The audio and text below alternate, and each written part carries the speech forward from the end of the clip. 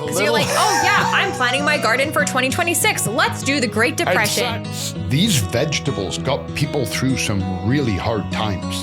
You know, I would love to grow plants from like the dinosaur time. Grown them before? Shout out to the gardeners and the companies that make sure these seeds don't die out. True.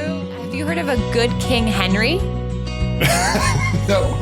You know, it sounds naughty. The Helpful Gardeners, the podcast that digs into the buzziest plant trends and news you need to know, regardless of your growing zone. Colin is a skilled horticulturist with decades of growing experience across Canada. Brandi is the greenest of green thumbs with a love of asking questions. Welcome to our garden nook. Have you heard of Bridgerton? Netflix? Yeah. Okay. Like, yeah. is it just me, or are gardening and flowers becoming very forefront? Like, is it kind of like that phenomenon when you think you're going to be buying a vehicle and you just see more of it? Like, I am very tuned into how much flowers are being showcased. And Bridgerton is like huge. I think it might be the latter. I don't really know. I haven't seen an upswing, but I think it might be, that phenomenon where you're like, I'm going to buy a Toyota Tercel.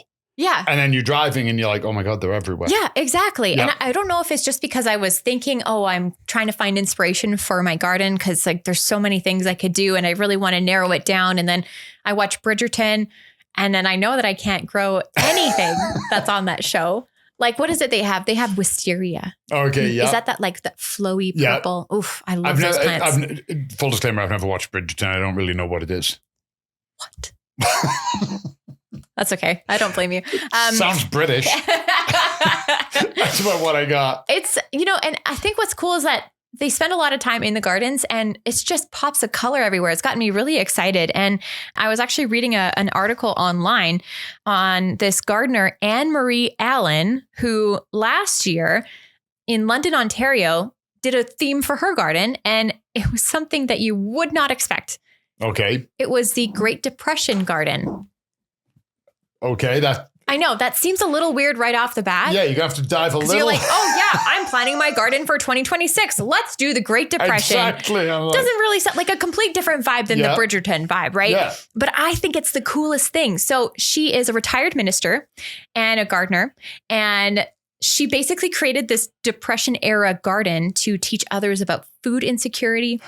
And also about forgotten crops, because I guess they used to grow different things, right? It makes sense. So, she's thinking, well, if we can kind of bring back some of that for modern day, kind of spreading awareness, and then maybe we can start to do some of these same things now to save a little bit of money, right? So some of the crops that she used were the Danish bullhead cabbage. Hey, Year of the Cabbage. Year of the Cabbage. There you go. It was a massive cabbage known for its durability and storing for 8 months. Yeah. 8 months with no preserving? Like you don't have to cut it up and put it in jars? I would assume cold storage. Maybe it would be. Maybe you do have to like shred it up, right? But apparently it's huge. That's cool. Also the skirret. Have you heard of skirret? No, it sounds like a cute way of saying carrot. Squirrel? Oh, scarrets? Hey, yes, actually, it is. Oh, really? Yep. It's a hardy perennial root vegetable similar to carrots. Easy to preserve, and they have a starchy sweetness. And you can make them. I got to say something. Yeah. When people say stuff like that, when they're like, this vegetable has a sweetness. No, it doesn't. Okay, but there's carrot cake. Okay, the sweetness comes from the 2 cups of brown sugar. But they said they used it when sugar was scarce. Okay. So here's the thing. Have you ever done a sugar cleanse? Nope. Okay. So do you like sugar? Oh my. Okay. You love sugar. So if you did a sugar cleanse, I guarantee you in like a month, sugar would taste like way too much for you. Well, I don't eat a lot of sugar. Okay. I really don't. But okay. I like coffee. Yeah. Okay. But when I go to a coffee place and they've got a coffee and it's like, whatever, Midnight Garden. Yeah. And they're like notes of chocolate and almond. You don't taste that. No, I taste coffee. What I find is I do get a difference with like maybe the acidity or the robustness or something like that. Notes, I don't get it. But what happens if, say, you got, I don't know, like a caramel macchiato or something that like really, really like a Fruit Loop latte. Yep. Would it be too sugary for you? Yeah, I'm when you surprise me with them, I'm always like, whoo. I enjoy them because I do have a sweet tooth, but it's like, okay, so beets. I love beets. Yeah. Okay, I grow beets. I put beets in my smoothie. I love beets. Roasted beet. Well, forget about it. And so beets, a lot of them have more sugar than most fruits. Okay, they're one of the highest packed sugars. Cut a slice of beet and eat it, and eat a banana and tell me which is sweeter.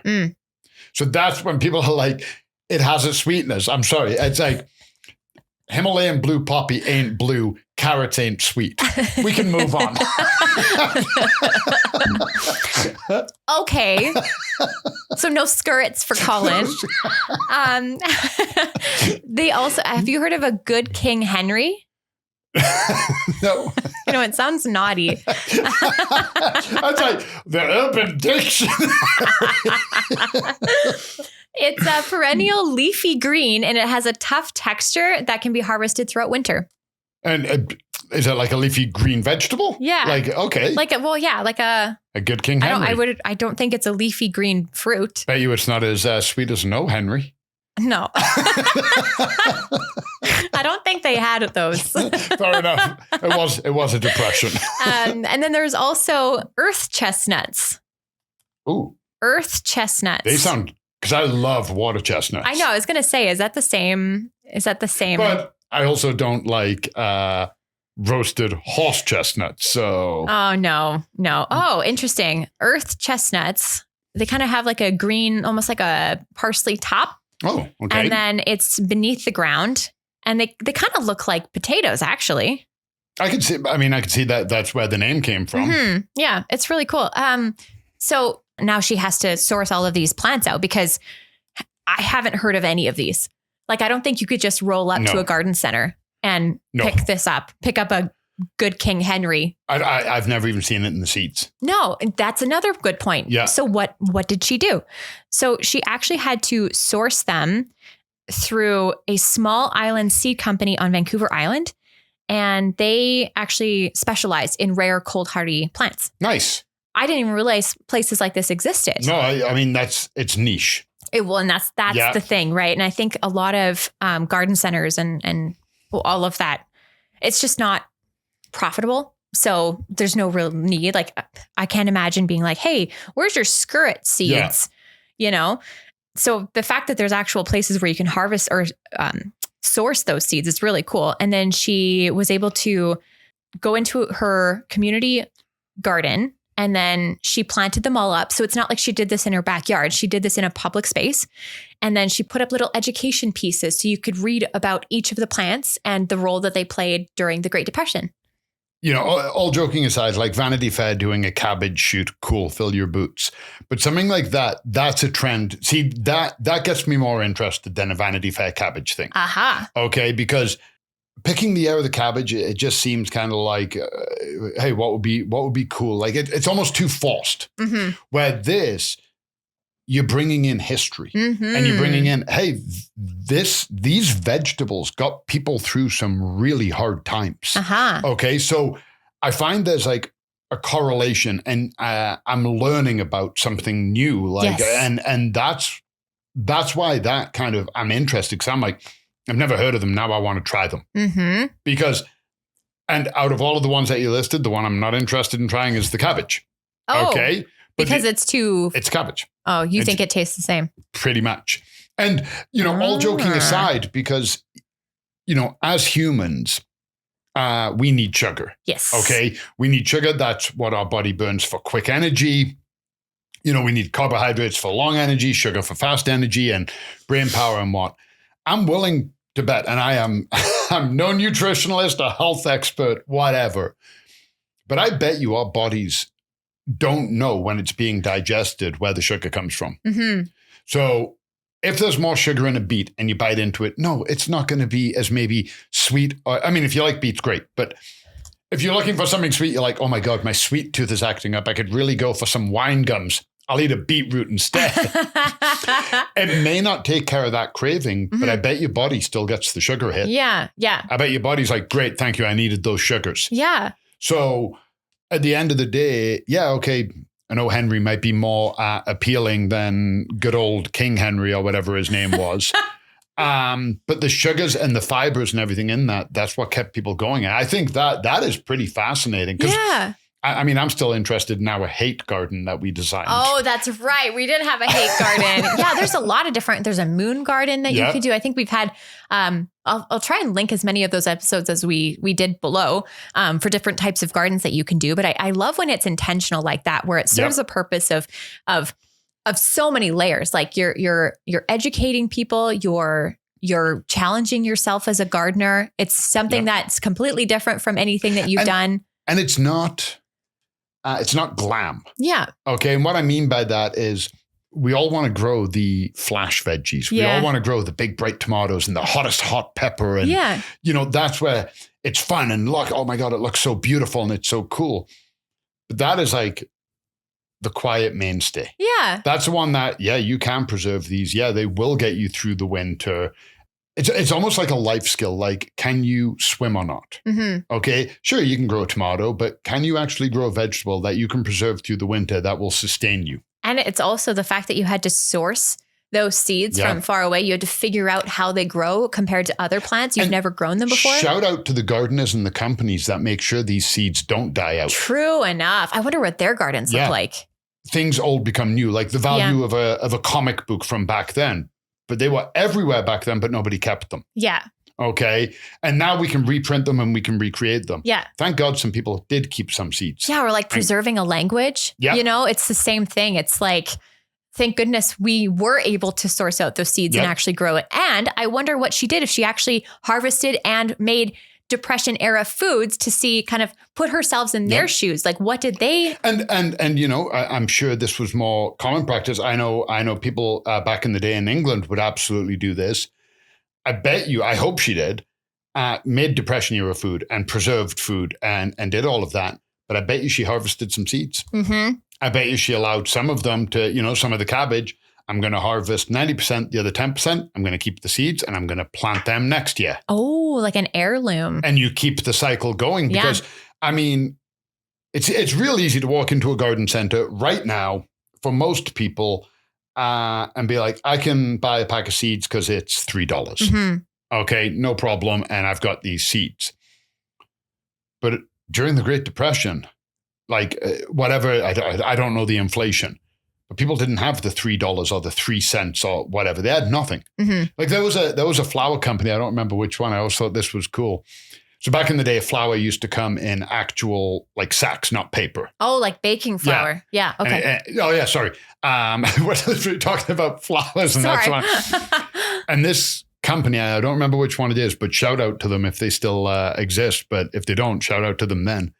They found out that some people were making their kids' clothes out of the flour bags because they didn't have any other material. Yeah. So they started putting floral designs and like whatever, trucks or whatever, so that they could buy it and they could make their kid a proper dress instead of it being a flour bag. And it's like, so there's good things to come out of adversity. Yeah. But people who've kept these seeds and people who harvest the seeds and grow them again. And stories like this, you found this one, so all credit to you, but stories like this got other people talking. Mm-hmm. And maybe it's not next year and maybe it's not 2 years, but maybe in 5 years, we go downstairs and we see skirts. Yeah, maybe. Because people come in, they're like, hey, I heard about these. Do you guys have them? We go, no. And we go, hey, Barb, have you ever heard of skirts? And Barb goes, well, let me look into it. Yeah. And then she gets 2 more next year and then 4 more. And we go, whatever. There's 2 types of skirts. Yeah. Yeah. Scurry along. Couldn't help yourself, eh? It's such a great word. I want to grow it because I enjoy saying it. Yeah. Like, oh my God, are these carrots? Be like, you wish. Yeah, there's skirts.